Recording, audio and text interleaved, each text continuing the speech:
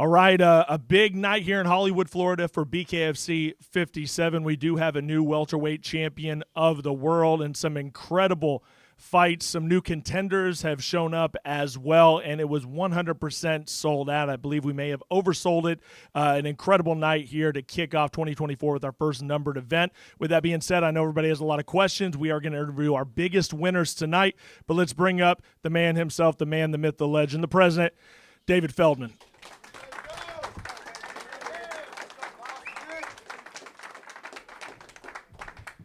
Thank you very much, Cyrus. Wow, just forget being the president. As a fan, what a hell of a night, man. Unbelievable fights. You know, I live by this saying that I say adversity introduces a man to himself, meaning when you have problems and you come back from them, you find out who you are. And tonight, a couple of our fighters dug deep. They faced adversity, they overcame it, and they found out that they are going to be a star. So we have a couple of stars that are going to be born tonight. We had a record attendance tonight. This was the highest attendance for any combat sporting event ever here at the Hard Rock Casino. There's been a lot of promotions here, and it was the highest amount of people, highest grossing ticket sales. Almost 6,000 people here in attendance. Amazing. What I'm really happy about is that most of this crowd was, most of these fighters were homegrown BKFC guys that we groomed from the beginning, guys like Gallo that turned out to be, 5-0, 6-0 now in BKFC, Louis Lopez, a guy that, grew up with us as well. A lot of these guys have started with BKFC. They're becoming stars in BKFC, and now you're seeing that it's not just us bringing in other big names from other sports. It's that this sport, this brand is really growing, and that's what makes me really happy tonight. I had a speech tonight with these guys, and I told them, I said, this is probably the biggest night of our life. We have a lot of really important people here watching this, and we have to put on a great show, and if we do, it's probably going to change the trajectory of where we're going. We've had a lot of people from around the world here tonight that was, I think, very impressed by what you guys did, so hats off to you guys. I'm giving performance bonuses out. Usually it's fight of the night, it's KO of the night, maybe performance of the night. I have a performance bonus for Ryan Reber, Derek Perez, co-KO of the night for Justin Sanchez and Perdomo. Both of them are getting KO of the night.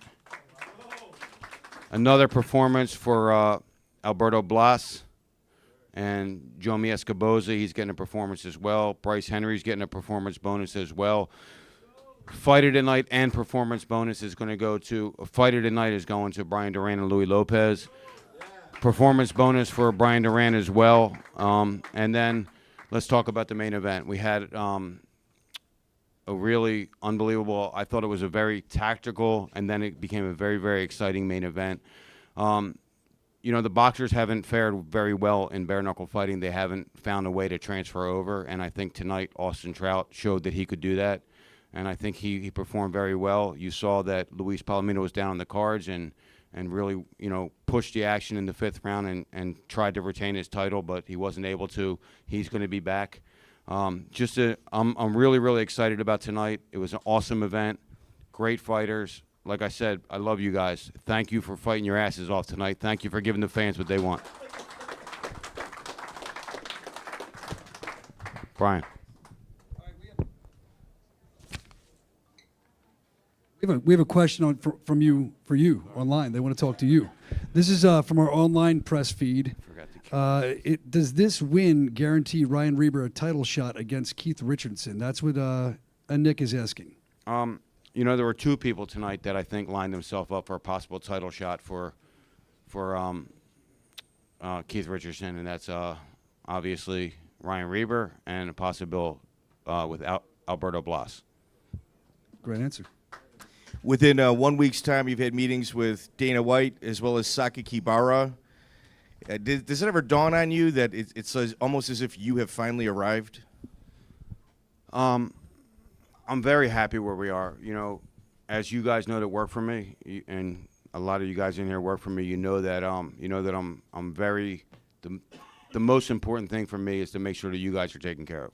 And when you guys are taken care of and the fighters are taken care of, this sport's going to grow, this promotion's going to grow, and that's what's happening right now. And you guys are seeing the benefit of all the hard work that we put in.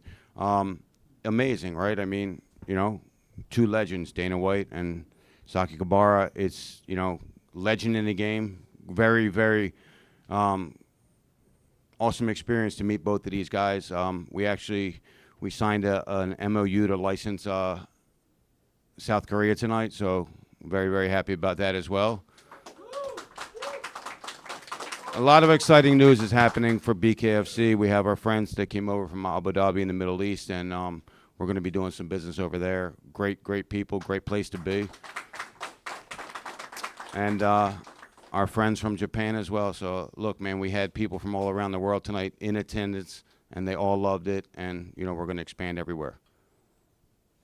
Kyle Mish from the Mike and Mish Show. Two questions. The first one's for the 155-pound division. Bryce Henry went out there and looks like he's a future star in this business. The title is vacant. Luis Palomino vacated the title. Does this set Bryce Henry up for a title fight against Tony Soto for the vacant 155? It looks like that's going to happen, yeah. I think that's what has to happen. One more. With the loss by Luis Palomino tonight, it looks like Lorenzo Hunt's going to be the #1 pound-for-pound fighter in the world. You announced a big card in April in Los Angeles. What is the plans for Lorenzo? He still holds the 185-pound title. You have a guy that moved to 9-1 in the 185 division tonight. Is that a fight that you're looking at, or is he going heavyweight? Nice try, buddy. I'm not giving up the card for April 27th yet. It's going to be a special announcement. It's a really, really special card. We're going to sell that one out very fast. We're going to make an unbelievable debut in California, in Los Angeles, on April 27th. The commission has been great to deal with, and we're going to blow California away. All right, Dave. That's right. Here's one from online from Damon Martin. He says, can you give us any details about that meeting with Dana White? You know, it was more of just a, you know, creating an ally. And that's really all I have to say. It was a great meeting. He's a great guy, and he's doing his thing with UFC, and we're going to do our thing with Bkfc. And we're going to be the biggest combat sport on the planet. All right, here's one coming in online from Fight World Live. Question from the David Potter of the Fight World Live. He says, congratulations on another amazing fight card. Is there a possibility of a cross-promotion, a talent exchange between BKFC, UFC, or other promotions? Would you ever do something like that? Look, we want to grow our sport. We want to make our sport the biggest thing that it can be. And if that means teaming up with other promotions, we have nothing against doing anything like that, because we think that it's just going to make the sport grow and the company grow and the business grow. So anything that's going to make it grow, you know, we're down for. Jason McDonald, BKFC Reddit, you have quite the stable of heavyweight fighters. When can we expect to see some of these guys that you've signed? Very soon, March and April. Okay. We're going to blow up the heavyweight division right now. We have some big signings coming for the heavyweights as well. It's going to be one of our most exciting divisions. All right, do we have any other questions for Dave? One more, okay. Hey, Dave. Good show tonight. I just want to know, who is the pound-for-pound reigning, defending, best bare-knuckle fighter in the world? David Feldman. And there he goes, ladies and gentlemen. Give it up for David Feldman, the founder of BKFC. All right, we have a lot of stuff to get to, so I think let's do knockout of the night. We'll start with that. We have co-knockout of the night. Let's bring up Leonardo Perdomo.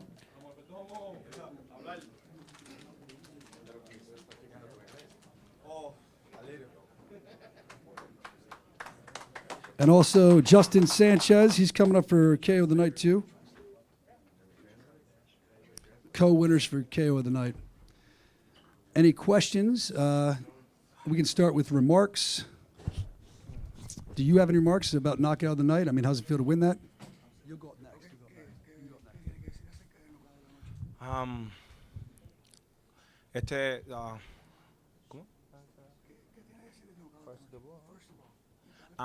First of all, so thank you for opportunity, BKFC.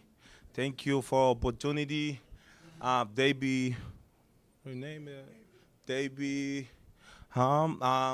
Davey, what's your name, bro? Yo. Andy Hearn. Thank you. Thank you, Dave. Thank you, Serge. Thank you, Nelson. Y bueno, ahora voy a hablar en español. To talk in Spanish, so my English a little, but del knockout que di esta noche, pues no tengo mucho que hablar porque no fue que se preparó, solo salió. La única preparación que hago yo la hago en el gym y en la pelea, pues me pongo como pueden ver en mis videos, las peleas mías, yo ya cuando entro al ring, ya me transformo, todo cambia, pues, y ahí salen las cosas.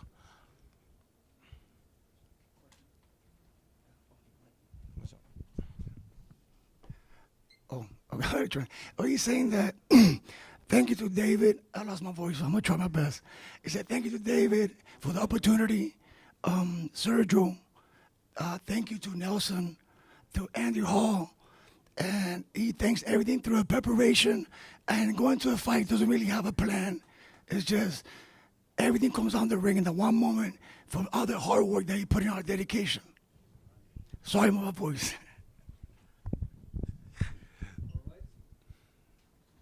Got one here? So you're from the Cuban boxing system. How does it translate over to bare knuckle, as well as this is the highest you've ever weighed for a fight? Was that intentional coming into this bout?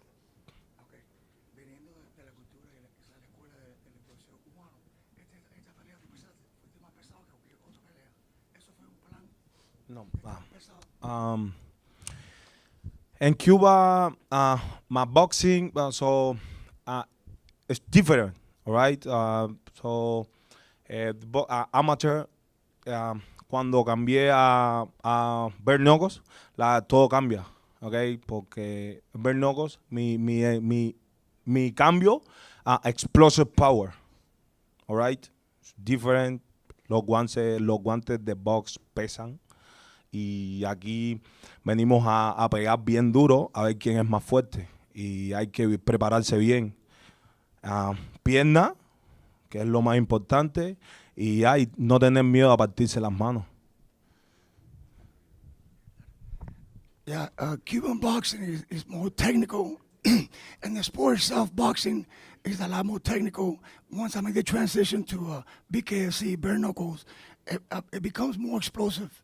And you generate all the strength and all the explosion from all the hard work you do on your legs. So it's a different approach. It's more explosive. You don't want to be in there dancing around, and you want to just get it done as soon as possible.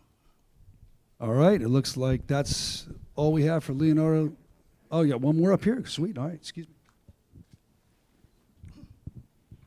Don't want to miss one. Following the knockout, you went over to the ropes and you were yelling a lot of things in a direction in the audience. Who were you talking to and what were you saying?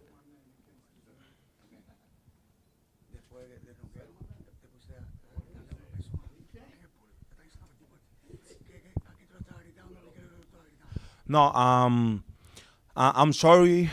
So only for excited, right? This normal. My fight finished and super excited. No worry. All right? All right, good answer. Well, thank you. Congratulations for your knockout of the night. And congratulations for your knockout of the night. We're going to bring the co-knockout of the night up, and that's what we have for you right now. Thank you. Give it up for Leonardo Perdomo. So, thank you again. All right? Thank you, David. Everything. Remember Leonardo Perdomo, alias El Sambo. One punch down. Only minute. That's it. Everything my fight. Ladies and gentlemen, Leonardo Perdomo, one of the winners of the knockout of the night tonight. Congratulations to him. Next, we're going to bring up the co-knockout of the night. Justin Sanchez is the next up to the table here. Justin Sanchez, co-winner of knockout of the night. Give it up for Justin Sanchez.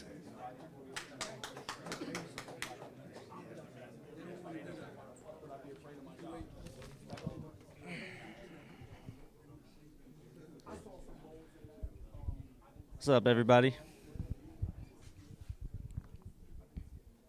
All right, we're going to take some questions. If you have a question for co-knockout of the night winner, put your hand up. We'll come right over to you.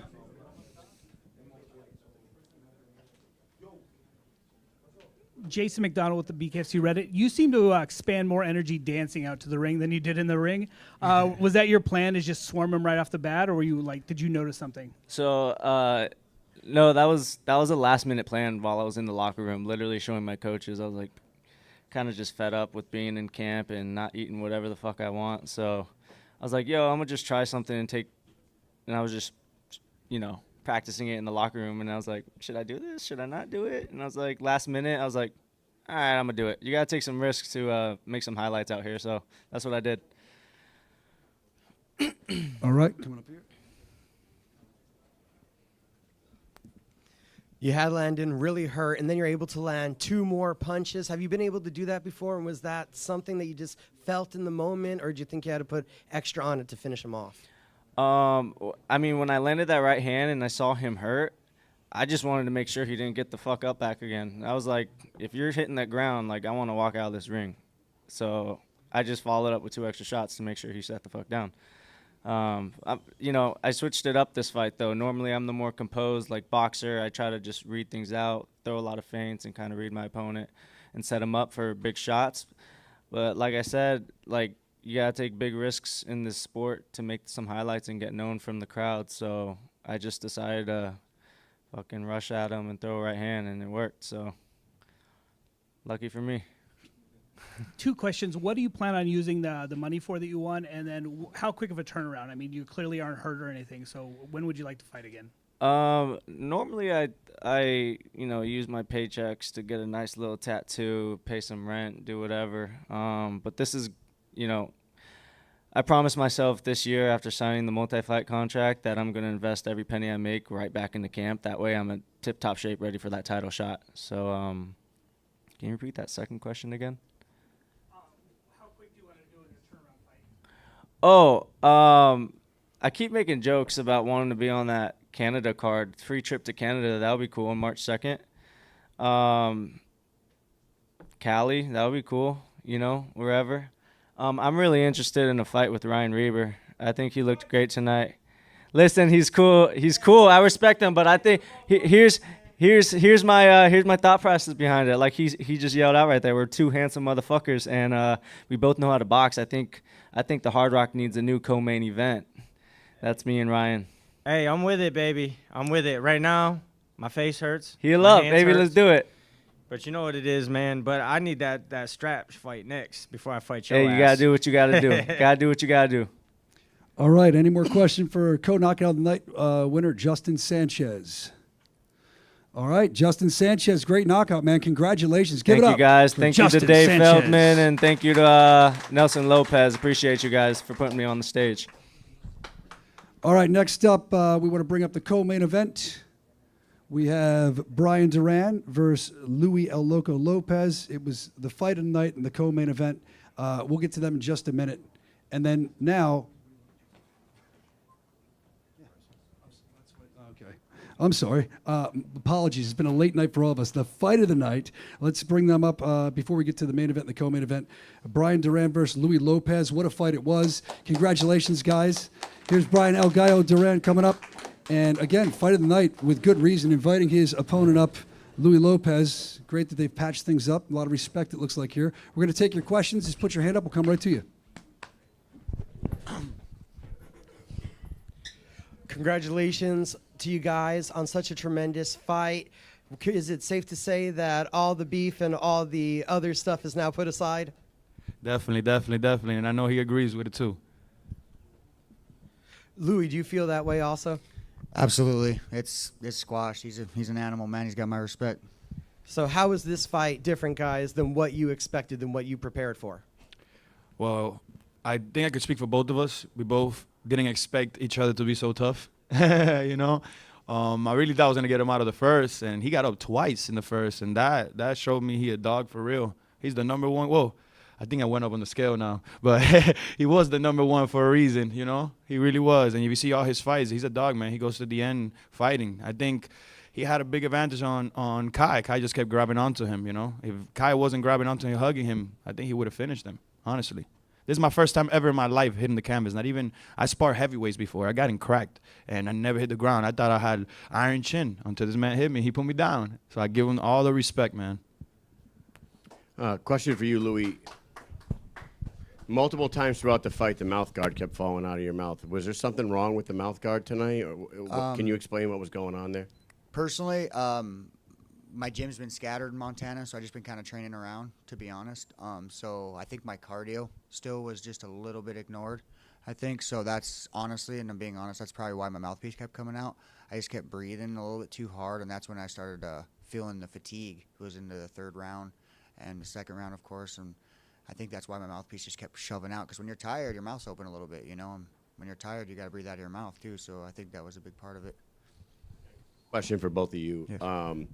We've seen his notorious conditioning of his hands, and he claims to be the hardest hitter in 145. You showed ultra toughness by taking monster shots from him. Did he live up to his power tonight? 100%, 110%. Louis, were you ever, when you didn't get up, was it because you were hurt or you just had taken enough? Or Honestly, it was a little bit of both. I didn't want to fight tired again live on television. I go and fight my ass off and do what I do best for myself and for my opponent and for this business. But at the end of the day, you know your own limit.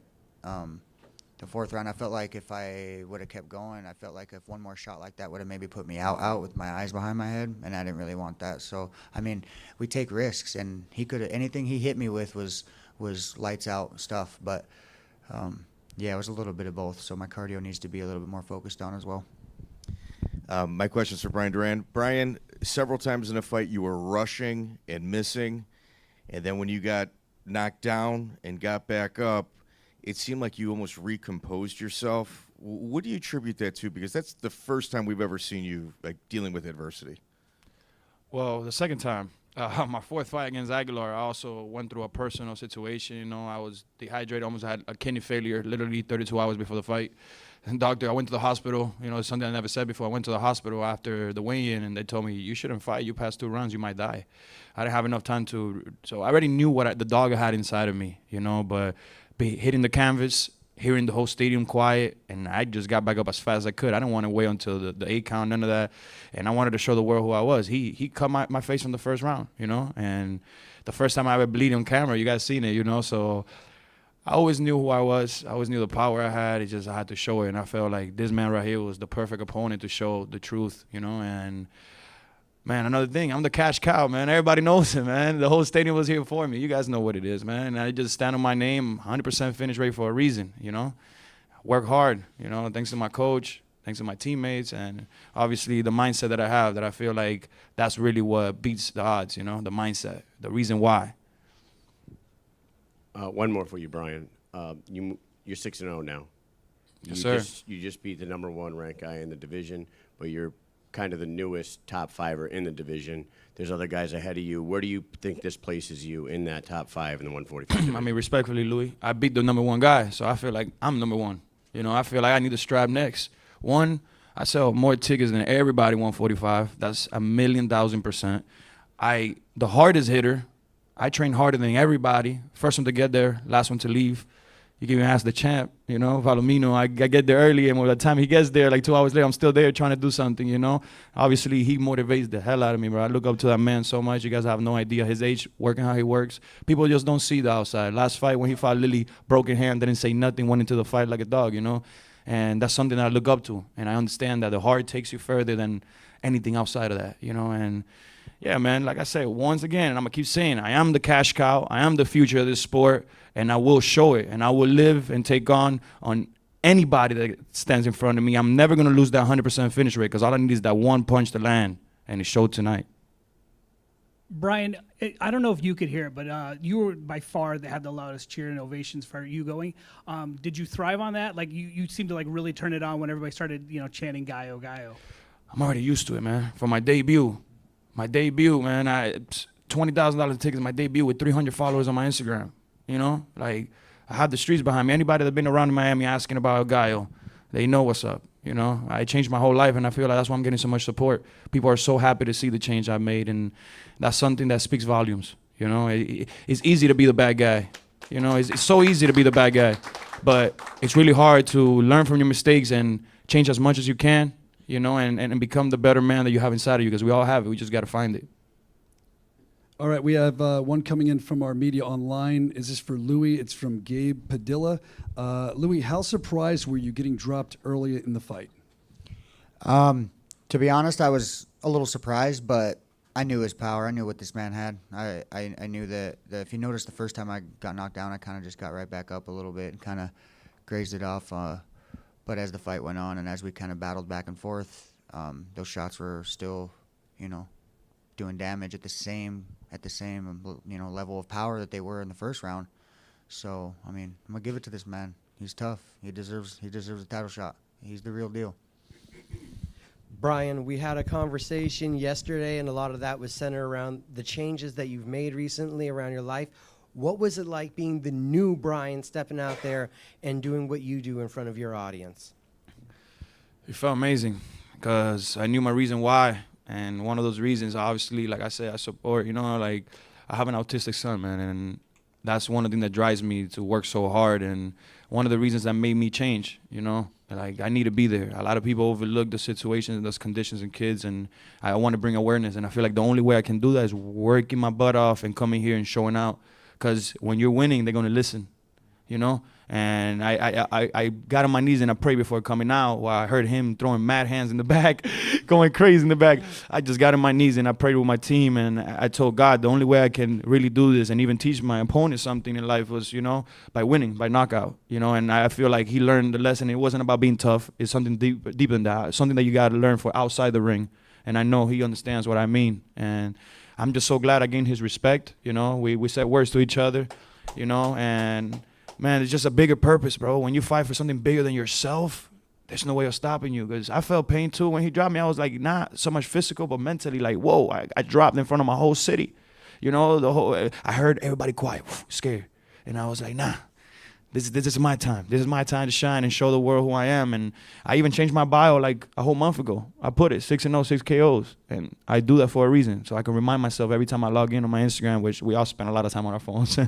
You know, I remind myself. I wrote in a notebook, which I'm going to show him later, take a picture of it. You know, I stand in front of the mirror and I said it every day over 100 times before I went to the gym. You know, respectfully, Louis, you know, I'm a win by knockout. I'm a win by knockout, you know, and I tell myself that, and I manifested it, and I understand what it takes, and what it takes is a bigger reason why than yourself.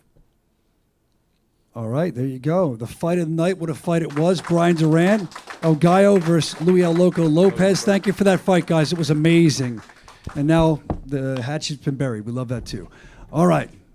Next up, before we get to the main event, we're going to bring a budding star here in BKFC, a winner of the co-main event. Ladies and gentlemen, welcome Bryce Baba Yaga Henry. Again, the winner of the co-main event defeated Robbie Peralta, a star on the rise here in Bare Knuckle Fighting Championship, one of our young guns, one of the youngest guys here. He seems very confident. Bryce, you seem very confident every time I hear you talk. Not arrogant, just confident. Every time, it's back here. Every time you talk, where is that? Just knowing that you're the best. That's your words. Where does that come from? That kind of confidence. Like I said earlier, everybody says, yeah, he's young, but I've been through a lot in the sport. Not just bare knuckle, just in boxing. Like I told you earlier, I've been boxing at the age of 10. I'm 23 now. That's a lot of years, bro. So like, just doing that every day, blood, sweat, and tears. Like, I guess I'm doing something right? So like, I don't know, like even just outside of boxing, you know, a lot of people don't know this, but I have Graves' disease, right? So that took me out of boxing for like 9 months. Supposed to be like a year plus. Yeah, like a year plus. But that humbled me a lot. I used to be a cocky little asshole, like for real. But that humbled me. I'm like, damn, dog, I gotta get back. I gotta change. So God showed me that he could take it from you at any point. So that's what I did, and that's what I'm showing you guys. Yeah, Bryce, you have been ultra confident this entire time. You look like you're having the time of your life in there against Robbie tonight. You popped him with a jab and pointed at him first thing right in the first round. When that eye started swelling shut, did it just become a giant target for you, and you knew had it in the bag at that point?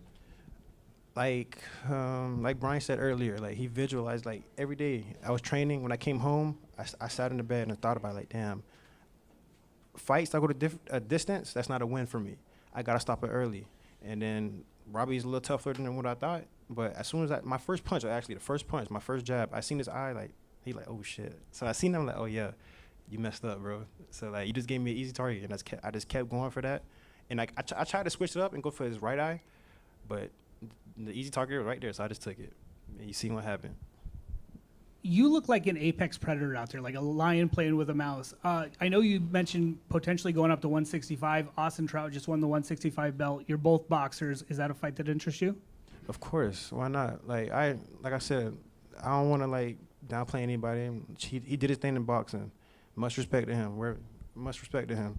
But I think that'd be a great fight for the sport. So why not? We could do it in boxing or bare knuckle, but it makes more sense in bare knuckle.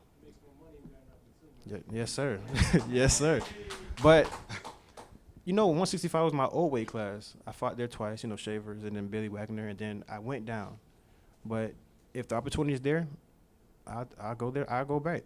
Why not? One belt is better. I mean, 2 belts is better than 1. Why not? So your future opponents, I should say the locker room, says, well, he's never faced adversity. That's what they say about you, you know, when talking about your fighting you. What are your thoughts about having several fights in Bkfc and not a single time facing adversity? And does that concern you? It's funny. I was walking here, right, and somebody said, "Damn, bro." I think it was Reber, was it? It was. He said, "Bro, like you got 4 fights," or was it Justin? He said, "Bro, you got 4 fights and you haven't been cut yet." I think I just train my ass off, so that doesn't happen. So like I don't like the fight should be easy. Why would I come in here and fucking be looking all beat up? I'll do that at the gym. When I come here, I'm gonna show everything that I was telling you guys. I'm literally the best. So I gotta prove that to you guys, and that's what I did, and that's what I'm gonna keep doing.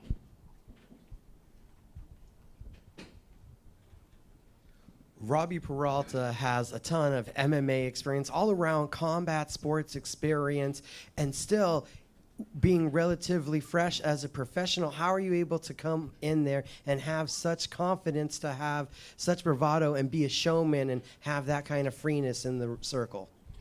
Like I said earlier, like I know God could take back all this. I know that. I've been through it. So I go out there and show respect, take my hat off to everybody. I respect every fighter, but I know I'm the better man. When I go home, I just don't watch boxing.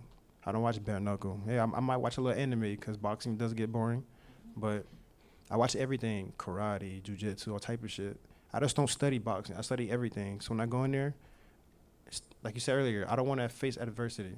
So I just go in there and watch everything, study everything, so nothing happens to me. I think that's all we have for Bryce. All right. Hey, a young star. We can't wait to see where you go. Congratulations, Bryce Henry. Thank you. Big win for you tonight. Going to be following your career. And now, as Bryce makes his way off, we're going to bring up the main event here. And, you know, what a main event it was. 2 warriors, 2 elite warriors. We've been saying it. One coming from boxing, making his way into bare knuckle, and the other one, the king, the emperor of bare knuckle. I would like to bring them both up, and we can open up the floor for questions. Ladies and gentlemen, it's Luis Baboon Palomino and the new champion, Austin, no doubt, Trout.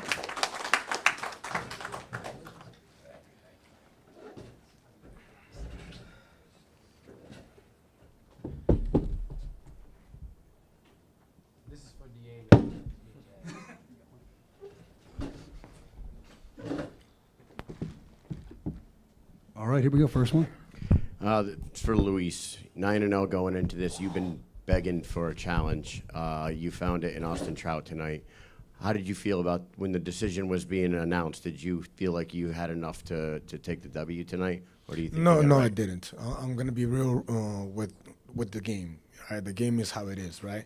I said since day one, my biggest enemy is not Mr. New Champion here or any of the other opponents that they might give me. We have to admit that I've fought the most undefeated fighters in Bkfc history. Nobody has faced more undefeated fighters than I have. Go and look it up yourselves. And my biggest enemy is inactivity. That's my biggest enemy. I'm 43 years young, and not being active takes away your timing. I mean, the professional here will tell you that. You know, he knows that. And I have I don't feel bad, man.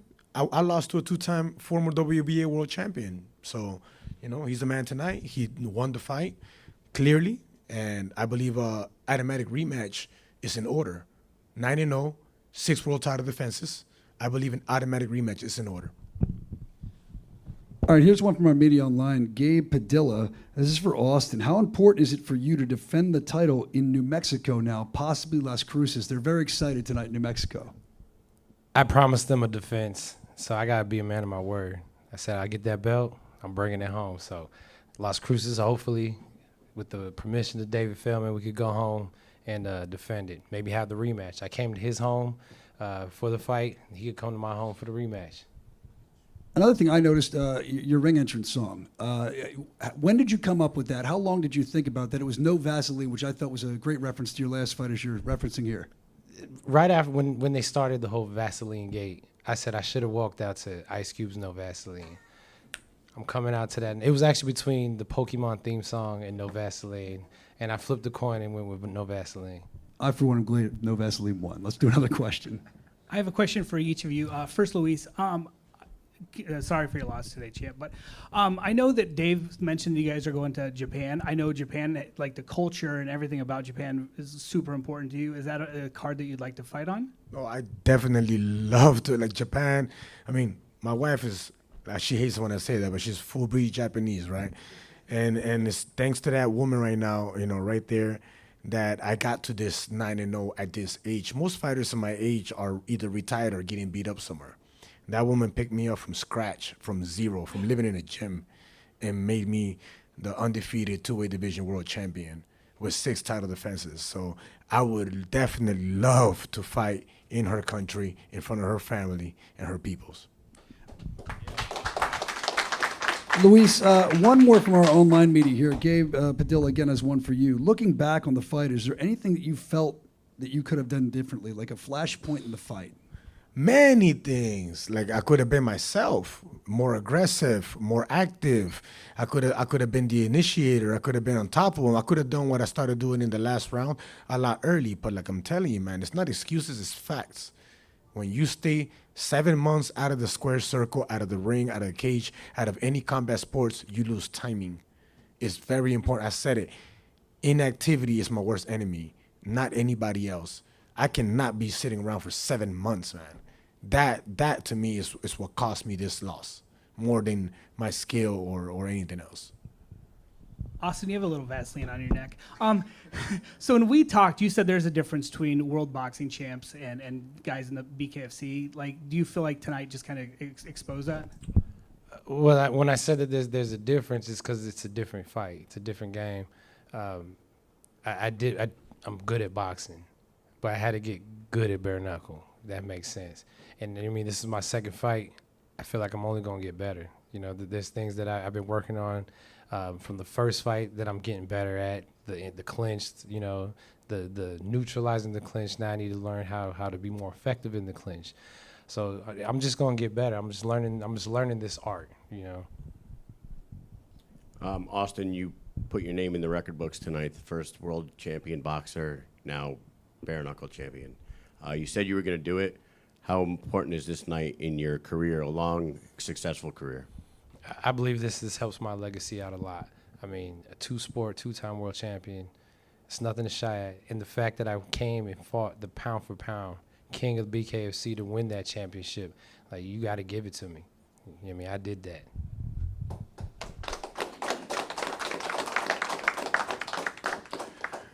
Chad Burbank with Circle of Kings. This question, of course, for Austin.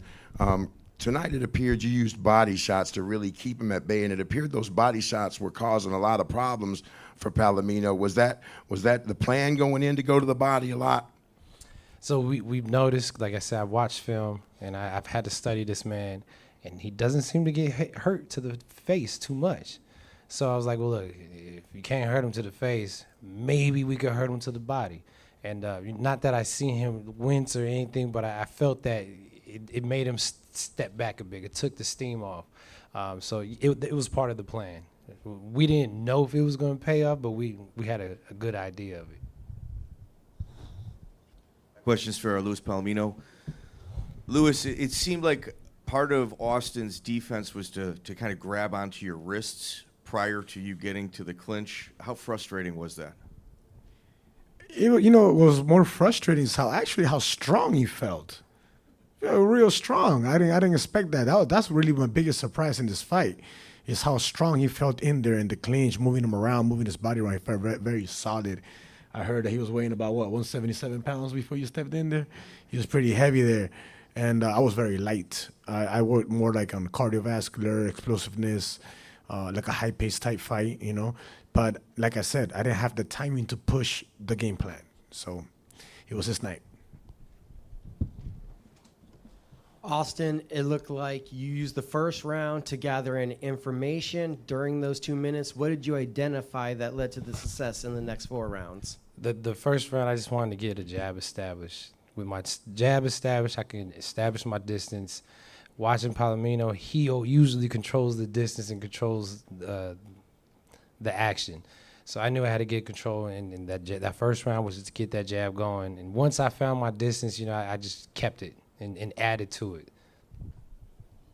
Luis, with Austin's boxing style, how hard was it adjusting to his ability to pivot? He was very difficult. Like, he showed how good he is, right? This, this guy's fought like some legends, man. Canelo, Charlo brothers, Miguel Cotto, like those are huge names. You know what I mean? He's fought some legends. He's got a lot of experience.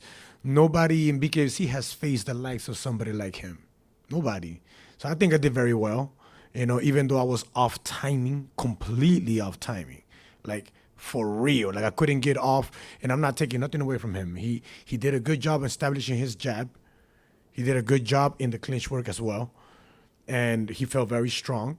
I was just completely off timing. I couldn't catch my grip. I couldn't catch myself. I couldn't let go, and when I did, it was too little, too late. Luis, in real time, the knockdown looked like it could have been a throw.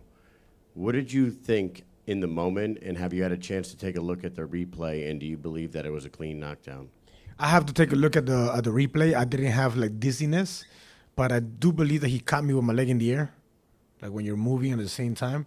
So I'm not, dizziness I didn't feel. So I'm not going to say, I got knocked down because I didn't feel dizzy or like wobbly, you know what I mean? But I would have to see the replay. I haven't seen it to be able to tell exactly. All right, I think that's what we have for questions. Any closing remarks from the new champion, from Luis? You guys together about the fight before we get out of here? I want to thank Luis again because he called for this fight. Something that I was looking at, because when I first got asked about this, the Bkfc, if I would get in it, the first thing I did was look up who is the best in the game. And it was Palomino. Everybody said, well, you've seen the Baboon. Have you seen the Baboon? So I started watching the Baboon. So, my homework started way before this fight started. And so I want to thank Luis for giving me the opportunity. And again, it was an honor to share this with the likes of you, my friend. I want to thank David Feldman so much for this opportunity as well. Nelson Lopez for believing in me and allowing me to just show what I can do. And I'm looking forward to taking on whatever challenge Bkfc has for me.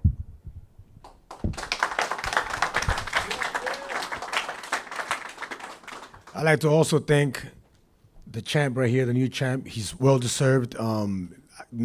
Forget excuses, forget the facts. We can't take nothing away. The man came over here and he took the belt from me. And I do believe that since nobody has done what I've done in this company, like I literally asked, like I haven't had no easy fights here, man. You know what I mean? Like, look at my record. I haven't fought anybody that was a walkover. There's a few of those going around.